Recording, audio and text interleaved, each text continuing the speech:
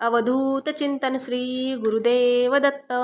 आपल्या कुंडलीतील सर्व ग्रह वाईट असतील आणि गुरुग्रह चांगला असेल तर ज्या वाईट ग्रहांचा जो प्रभाव आहे ते हवा तेवढा आपल्या आयुष्यावर पडत नसतो.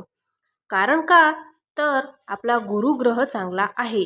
यावरूनच समजून जायचं की आपल्या गुरुचा आशीर्वाद तसेच आपला गुरुचं बळ किती महत्त्वाचं आपल्यासाठी आहे ते. आता हेही म्हटलं जातं की गुरुशिवाय मोक्ष नाही. गुरुचरित्रात असं सांगितलेलं आहे, आपल्यावर देव नाराज झाले तरी हरकत नाही, पण गुरु आपल्यावर नाराज होता कामा नाही. कारण का तर आपल्या आयुष्यात सुख, शांती, समाधान, आनंद जो काही आहे ते सगळं गुरु आपल्याला देत असतात. म्हणून गुरुसेवा करणं आवश्यकच आहे. म्हणून तर गुरुचरित्राचा 14वा आणि 18वा अध्याय दररोज वाचन करावा किंवा पारायण करावं. श्री गुरुचरित्र जो हा मोठा ग्रंथ आहे तो अतिशय पावन आणि पवित्र ग्रंथ आहे. या ग्रंथाला 5वा वेद असेही म्हटले जाते. म्हणूनच आपण खूप श्रद्धेने आणि अनन्य भावाने शरण जायला हवं आणि दत्त महाराजांचे रोजच्या नित्यसेवा करायला हव्यात.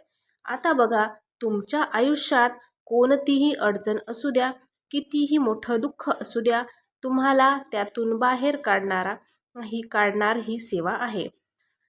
गुरुचरित्र 14वा आणि 18वा अध्याय ही सेवा कोणीही करू शकतं. शाळेतील मुलं, मुली, स्त्री, पुरुष सगळे सेवा करू शकतात. ही सेवा खूप प्रभावशाली अशी आहे. तुमच्या आयुष्यातील प्रत्येक अडचणीवर ही सेवा मार्ग दाखवते. पण श्रद्धेने, विश्वासाने आणि पवित्र मनाने करायला हवी.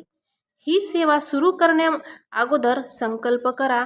आता संकल्प करायचा कसा तर ते अगोदरच्या व्हिडिओमध्ये मी सांगितलेलं आहे, तिथे जाऊन तुम्ही बघू शकता.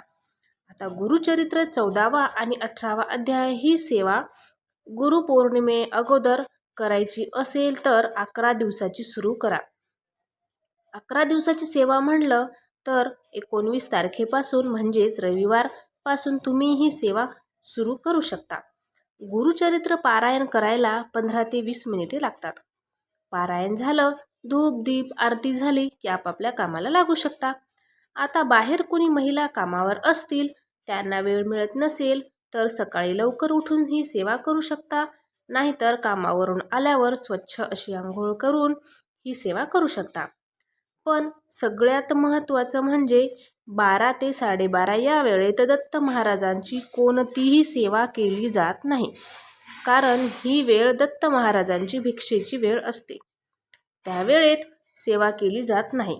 आता श्री गुरुचरित्राचा जो मोठा ग्रंथ असतो तो काढून दररोज वाचन करायचा नाही किंवा त्या मोठ्या ग्रंथाचं दररोज असं पारायण करायचं नाही.